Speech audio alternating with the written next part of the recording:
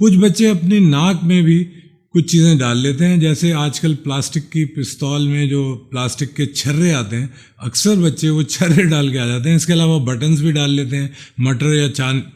दाल का कोई दाना भी अपनी नाक में डाल लेते हैं। तो यानी कुछ ऐसी चीज़ें होती हैं जो नाक में जाने के बाद घुलना शुरू हो जाती हैं। कुछ ऐसी चीज़ें होती हैं जो प्लास्टिक की होती हैं या लोहे की होती हैं, वो घुलती तो नहीं है लेकिन उनके इर्द गिर्द एक तरह की डिपोजिशन होनी शुरू हो जाती है गंदी चीज़ों की। तो लिहाजा अगर बच्चा नाक में कोई चीज़ डालता है और वो चीज़ बग़ैर पता चले हुए गुजर जाती है और कई दिन गुजर जाते हैं और कई महीने गुजर जाते हैं, तो उसका सबसे आसान तरीका ये है कि बच्चे की एक नाक में से गंदा बदबूदार मवाद आना शुरू हो जाता है। अगर बच्चे की नाक में से यानी एक नाक में से गंदा बदबूदार मवाद आए तो हमें पता चल जाना चाहिए कि बच्चे ने ज़रूर कोई चीज़ अपनी नाक में डाल ली है। तो बच्चे ज़्यादातर नाक कान और हलक में जो चीज़ें डालते हैं ये 3 साल की उम्र से लेकर 8 साल की उम्र तक ये चीज़ें ज़्यादा डालते हैं। तो बच्चा अगर अपनी नाक में कोई चीज़ डाल ले तो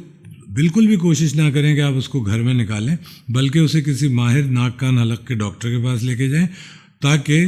वो अपनी निगरानी में उसको, या तो ज़्यादातर जो नाक की फॉरेन बॉडी होती हैं तो डॉक्टर, नाक कान गले का माहिर डॉक्टर बग़ैर बेहोशी के भी निकाल लेता है। लेकिन अगर बच्चा बहुत ज़्यादा इरिटेबल है, बहुत चीख रहा है, चिल्ला रहा है और नाक की फॉरेन बॉडी ज़रा आगे की तरफ है और फंसी हुई है, तो बच्चे को बेहोश करके भी नाक की फॉरेन बॉडी निकालने की ज़रूरत पड़ सकती है। लिहाजा इसमें बहुत ज़्यादा एहतियात की ज़रूरत है, वो इसलिए कि ये फॉरेन बॉडीज़ नाक वाली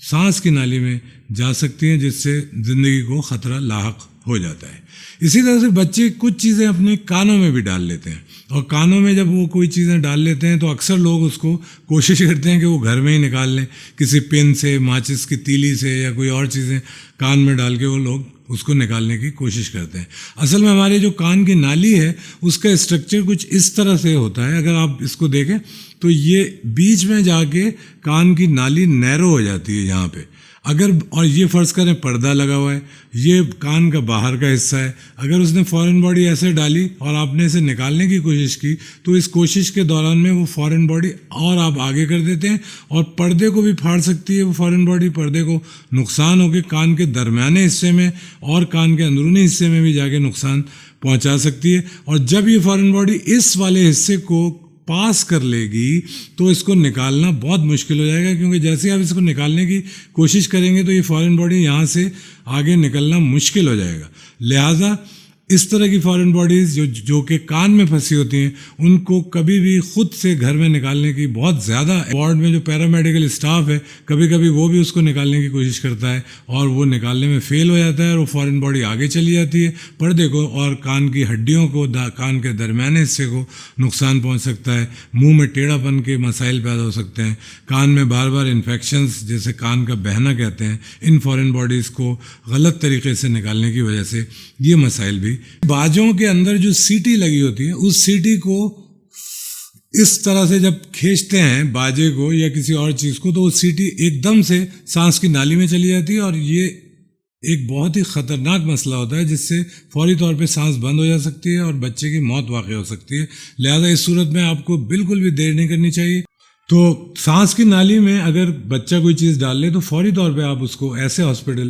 की तरफ लेके जाएं जहाँ पर ये सारी सांस की नाली में से फॉरेन बॉडीज़ निकालने का इंतज़ाम मौजूद हो। हलक में जब भी फॉरेन बॉडीज़ बच्चा डाल ले, कोई ऐसी चीज़ उठा के इन तीनों जगहों पे डाल ले, तो आप उसे किसी अच्छे माहिर नाक कान हलक के डॉक्टर के पास लेके जाएं। अगर ज़रूरत हो तो डॉक्टर उसको बेहोश करके उन फॉरेन बॉडीज़ को निकालेगा, क्योंकि अगर बग़ैर बेहोशी के हम इसे निकालने की कोशिश करते हैं तो बच्चा बहुत ज़्यादा हिलता है, रोता है, चीखता है और इसमें और ज़्यादा मज़ीद नुकसान होने के इम्कानात हो सकते हैं। चाहे अगर कान की फॉरेन बॉडी है और उसको आप ज़बरदस्ती निकाल रहे हैं तो पर्दे के नुकसान हो सकता है, पर्दे को नुकसान हो सकता है,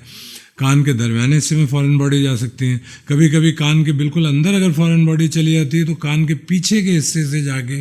कान का ऑपरेशन करके भी उस फॉरेन बॉडी को निकाला जाता है। तो ये एक बहुत आम मसला है, बच्चे नाक कान और गले में चीज़ें अक्सर डालते रहते हैं। इन बातों को ज़रा आप एहतियात से काम लिया करें और किसी भी ऐसी इमरजेंसी की सूरत में किसी अच्छे नाक कान हलक के सर्जन से रब्ता कायम करें ताकि आपके बच्चे का बर वक्त और फौरी इलाज किया जा सके।